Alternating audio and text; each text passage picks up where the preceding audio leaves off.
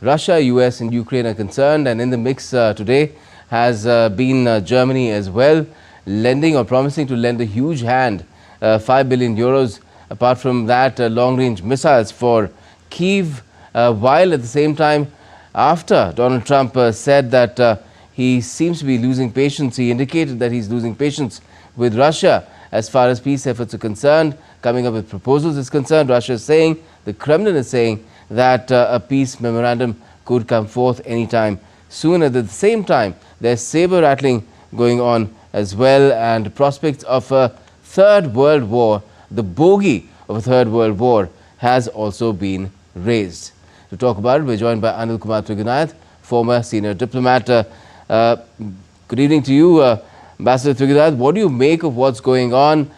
Is Russia really going to now put forth a peace memorandum without the kind of conditions that has been laying earlier? There's no indication of that as yet. And what is Trump going to do about it? Will he bite the bullet now and realize that things are not moving forward and he needs to do something drastic? Well, as you are aware that this war is more than 3 years old, and there have been some hopes sometimes which have been belied in the past, but President Trump took it upon himself to be able to somehow bring the peace and a closure to this war. And he made it his personal mission, and it appears that he got very frustrated with the lack of progress initially created by Zelensky, who very smartly changed course and trying to say that he's ready to do talks and all that, but Putin is not. And Putin, on the other hand, has been saying that he wants, the red line for Putin has been that there will be no extension of NATO towards the east, and Ukraine will not be ever taken into the NATO. USA is very clear about that, it will not happen. But then we have seen in the past is that there has been a fallout between the Americans and the Europeans as well. And the Europeans, including Germany, France, UK, all of them are continuing to support Ukraine. And in fact, yesterday, as you yourself mentioned, they have also taken off all kind of restraints on Ukraine. And we have seen the intensity of this war has increased significantly, leading Putin to claim that it could be a World War III. Like Medvedev said by his former president and prime minister. So I believe that it is a very, very difficult stage today. At the same time, there is this little bit of a sign of hope that as a result of Trump's interventions and realization that if Trump walks out of this, then the war will continue indefinitely, and neither Russia nor Ukraine can afford to continue beyond a point. And therefore, there was the first meeting was held in Istanbul between the two sides. And there were a lot of hoopla about that Zelensky and Putin will meet. Putin said he's ready to meet him. But since some kind of memorandum that they had agreed to, were giving all the red lines, both sides, how it will play out and what will happen, this did not happen. The meeting took place only at the level of officials, or rather the former ministers. This only resulted in exchange of prisoners. But there has been no confidence building measure. But since then, we have seen that there are attacks, drone attacks, and all kinds of reports coming that even Putin's helicopter was itself mired into that. And Russia has been retaliating. At the same time, Russia is trying to strengthen and create a buffer zone, hoping that that will provide it some kind of a security and it could retain whatever it has gained in the war game. There's a troop build-up also taking place. It's being speculated and said that 50,000 is the number in terms of the build-up on the Russian side. And the situation remains quite tenuous in this kind of condition. Where do you think is the action point really as far as moving things forward is concerned? Is it with Putin? Is it with Zelensky? Or is it with Donald Trump? Well, I think that there are 2 or 3 tracks that are simultaneously going on. President Trump spoke to Putin for about 2 hours last week, and he said that Putin is working on this some kind of a memorandum, and which will be given, which will put the conditions. The key conditions are, of course, no NATO for Ukraine. That is very much there. Perhaps does not want to return any of this. President Trump has already ceded that Crimea is unlikely to be at all ever given back to Ukraine. So Russia is now has to find out what it is gaining out of it, or it is back to the 3 years old game plan whereby NATO was extending, and that's the reason Putin seems not seems to be very reluctant till he gets the guarantees. Now there are news coming out that he wants some kind of a written guarantees from all the major Europeans as well in this regard.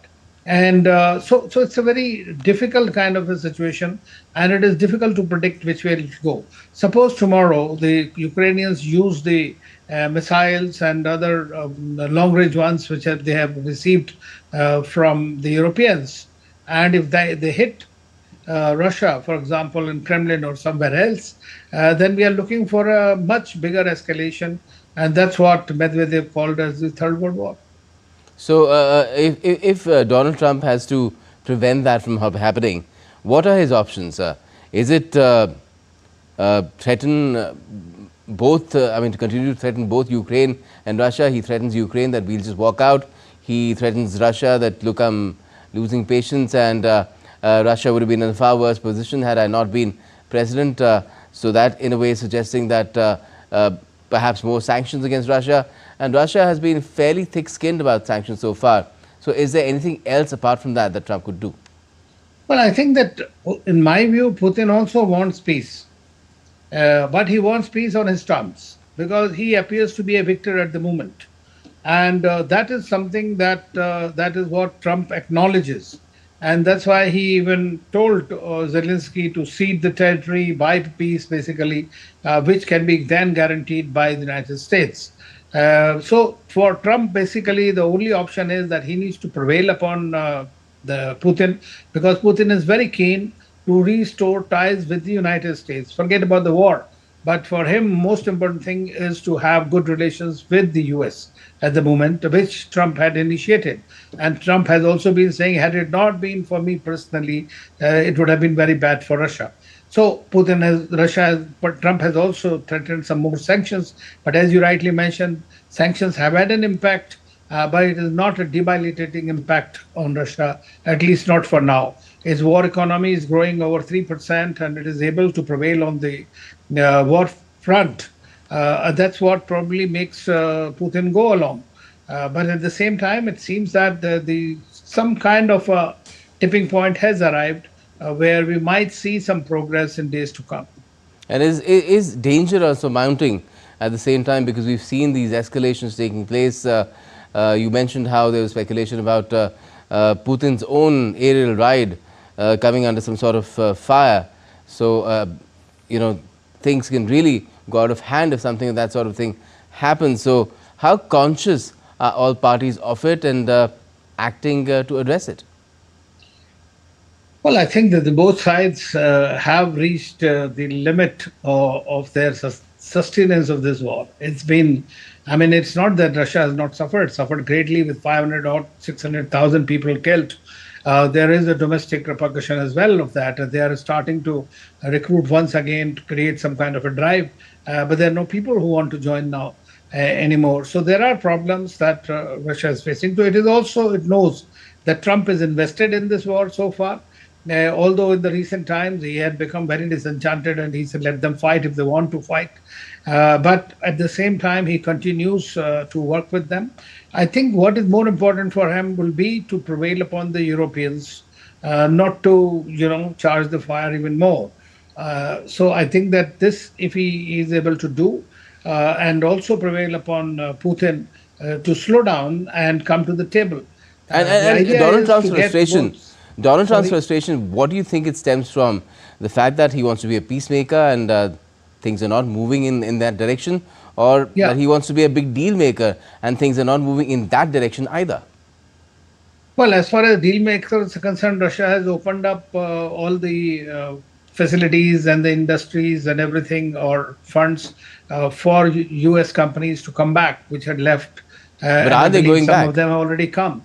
So that's one kind of a thing. Secondly, as far as the peace deal is the most important for Trump. He wants to claim that he is the one who has actually brought about this peace, cold or otherwise, between the two countries. And that's what he had begun even before this. So his basic premise is that somehow he wants to do that. You've seen he took credit even in the India-Pakistan war. He's also started along on the 19th of January itself, before he took it, that there was a ceasefire, even if it was broken uh, on 19th of January itself. So he claims that he can bring about deals, he can bring about peace deals, and that's what precisely he's doing. He is frustrated because it has not moved at the pace that he wanted to. That's the thing. All right. Well, let's leave it there for the moment and hope that there is some positive movement in the direction that the world has been wanting it to move for the last 3 years, and somehow this sort of a status quo that has been, it's lasted more than it really should, is broken. Thanks a lot for joining us this evening. Thank you. Ambassador Thank you. Prithviraj. I hope so too.